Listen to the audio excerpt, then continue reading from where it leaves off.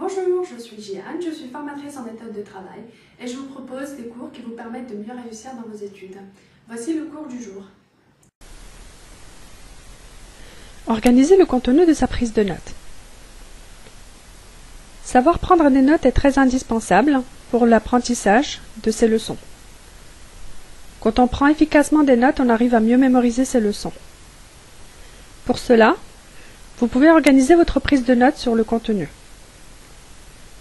Alors n'ayez pas honte de beaucoup noter. Soyez critique envers ce que vous entendez. Dosez le volume de vos notes. Distinguez l'essentiel du superflu. Utilisez des abréviations.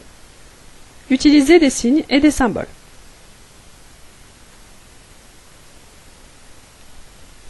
Nous allons commencer par le premier point, il n'y a pas de honte à beaucoup noter. Certains hésitent à prendre des notes par simple paresse.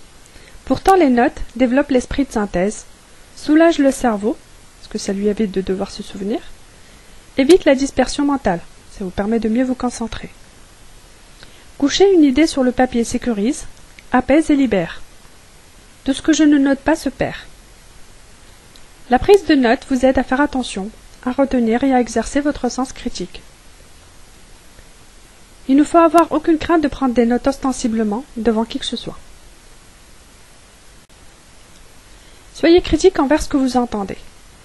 Les professeurs ne sont pas dupes. En général, les élèves écoutent, mais cela ne veut pas dire qu'ils sont concentrés. En cours, ils notent tout ce que dit le professeur de peur de rater quelque chose d'important, sans forcément être attentifs à ce qu'ils font. Un jour, raconte une prof, j'ai dit une énormité et ils l'ont tous noté. Alors soyez critique envers ce que vous entendez et ce que vous notez. Dosez également le volume de vos notes. Le volume des notes à prendre varie selon les circonstances et selon les sujets. Il dépend de deux facteurs. Votre maîtrise du sujet, donc la quantité de notes à prendre varie en raison inverse de votre connaissance du sujet.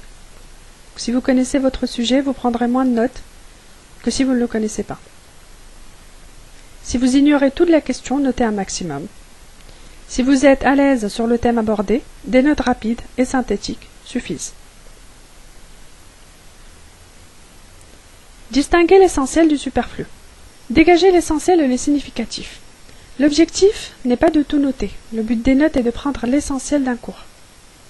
Donc c'est de connaître les éléments importants du cours. Éliminez les redondances et effets de style. Il y a, il se trouve que. Tâchez par une formulation personnelle d'exprimer la pensée de l'auteur. Donc avec vos propres idées, avec vos propres mots. Notez surtout ce que vous ne trouvez pas ailleurs, donc ce que vous ne trouvez pas dans votre cours écrit, votre livre, votre polycopier. Ne prenez pas des notes machinales, fuyez le mot à mot, mais cherchez plutôt les mots-clés. Quels sont les mots-clés qui représentent ce cours? Quels sont les mots-clés qui vont me permettre de me souvenir dans 6 mois de ce que j'ai écrit aujourd'hui? Attachez-vous aux idées plus qu'aux phrases, au fond plus qu'à la fin. D'une façon générale, ne prenez en compte que ce que vous avez compris. Utilisez des abréviations. Les manières de prendre des notes et les techniques de prise de notes sont très diverses. Par contre, l'utilisation systématique d'un système de codage et d'abréviation permet de noter plus et mieux, tout en se concentrant non pas sur le mot à mot, mais sur la structure des idées. Vous êtes peut-être encore un irréductible des cours pris au mot et à la lettre près, que vous recopiez même s'ils sont mal écrits, sauf que votre souci de perfection risque de vous faire perdre un temps précieux une fois arrivé sur les bancs de la fac, quand les professeurs ne prendront pas du tout la peine de rester 3 fois sur la même phrase. Donc si ce n'est pas déjà fait, apprenez à manier l'art des abréviations. Elles seront votre plus grand atout pour une prise de notes rapide et efficace. Les avantages à adopter un système d'abréviation sont: prendre vos cours beaucoup plus vite, vous gagnez en rapidité, le rendre plus synthétique et moins long, le rendre plus simple, faciliter la lecture et l'apprentissage de vos cours. Donc voici quelques abréviations. En général, on supprime les voyelles. À vous d'en imaginer d'autres.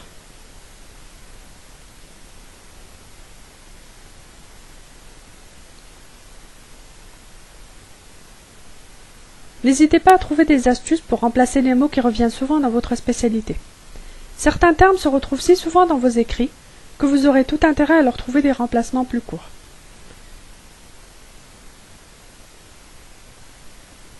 Trouvez des abréviations pour les mots les plus fréquents en histoire, géographie, sciences, physique, etc. Si vous n'avez pas encore votre collection d'abréviations, profitez du début de l'année ou d'une heure ou deux pendant vos vacances pour faire jouer votre imagination, votre logique. Pour être sûr de vous les approprier, n'hésitez pas à les noter dans un petit carnet, comme autant de pense-bêtes. Le tout est de se les approprier, donc lors de l'écriture comme de la relecture, l'abréviation et les lettres ou les mots qui lui correspondent doivent ne plus faire qu'un dans votre esprit. Alors, vous ne devez pas vous mélanger, vous ne devez pas oublier la signification de l'abréviation. Utilisez des signes et des symboles. Vous pouvez utiliser des signes et des symboles pour éviter d'avoir à écrire avec des mots. Comme vous pouvez le constater, il y a beaucoup de signes que vous pouvez utiliser. Donc vous avez abouti à, vient de, en bas, en haut, variable à peu près, le vide, super important à se rappeler, contraire à ce qui a été dit avant, surprenant, incompréhension. Et juste un petit rappel, les abréviations sont purement à usage personnel et ne doivent jamais être utilisées dans une copie de contrôle ou d'examen. Je tenais juste à le préciser. Vous pouvez utiliser des signes et des symboles selon qu'il s'agit d'un concept nouveau, d'un énoncé de théorie, d'une hypothèse, etc. Chaque apport a une valeur différente. Cette fonction peut être indiquée par un code ou un symbole, ce qui permet de réduire le travail d'écriture d'autant. Vous avez moins de pages, vous avez l'essentiel qui est le plus apparent, le poignet est moins douloureux. Vous y gagnez en efficacité, en simplicité et en rapidité. Vous pouvez utiliser les signes et les symboles suivants. Vous pouvez utiliser les flèches, les codes, les dessins, les symboles universels, les formes géométriques, 3 dimensions, la créativité et les couleurs. Pour les flèches, elles peuvent servir à montrer comment les idées qui apparaissent à différents endroits du schéma peuvent être reliées entre elles. La flèche peut être unique ou à tête multiple, et elle peut indiquer 2 orientations, avant ou arrière. Là, vous avez des petits exemples de flèches.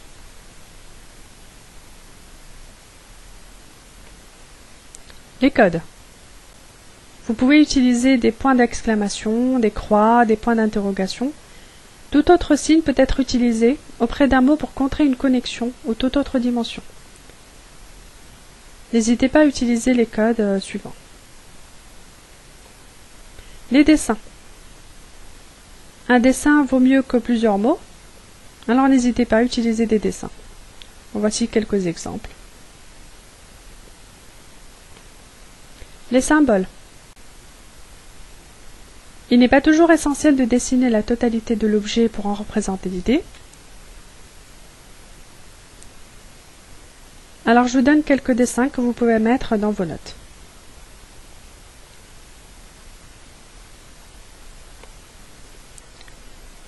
Les symboles universels. Vous pouvez utiliser les symboles universels dans vos prises de notes. Donc voici une petite liste de dessins universels que vous pouvez utiliser.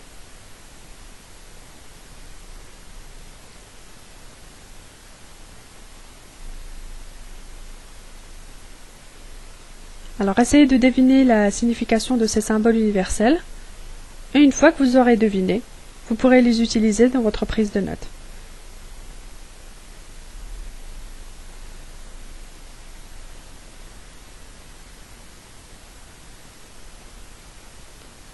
Vérifiez maintenant avec la fiche originale.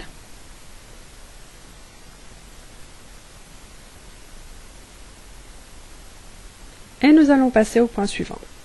Vous pouvez de toute façon arrêter la vidéo pour regarder la fiche.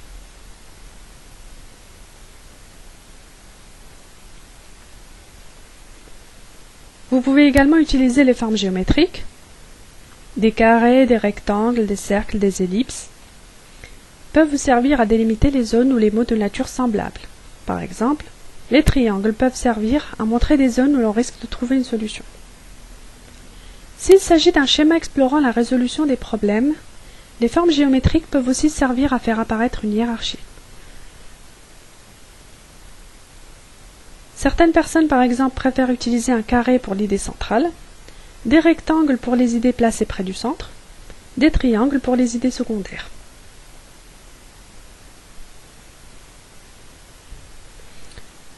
Les 3 dimensions.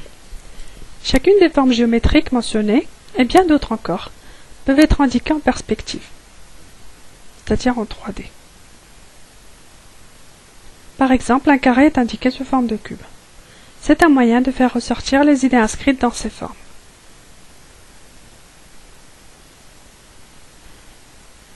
Voici des objets en 3 dimensions. Moi, mon préféré, c'est celui-là, le à retenir.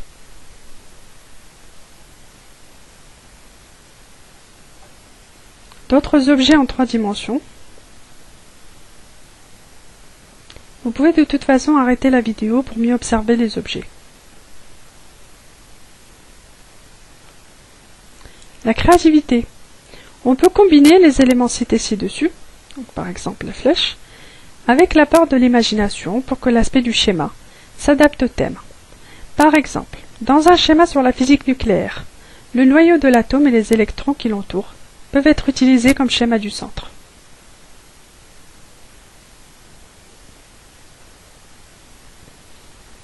La façon de dessiner un mot sert souvent à en appuyer le sens. Donc vous pouvez ajouter de la profondeur au mot.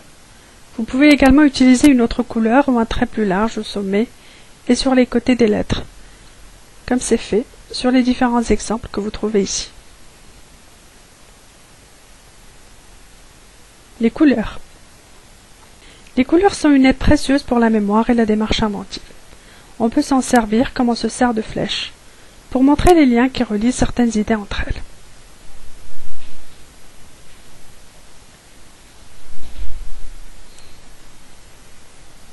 En résumé, organisez votre prise de notes sur le contenu.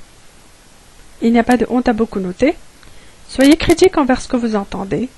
Dosez le volume de vos notes. Distinguez l'essentiel du superflu. Utilisez des abréviations. Utilisez des signes et des symboles.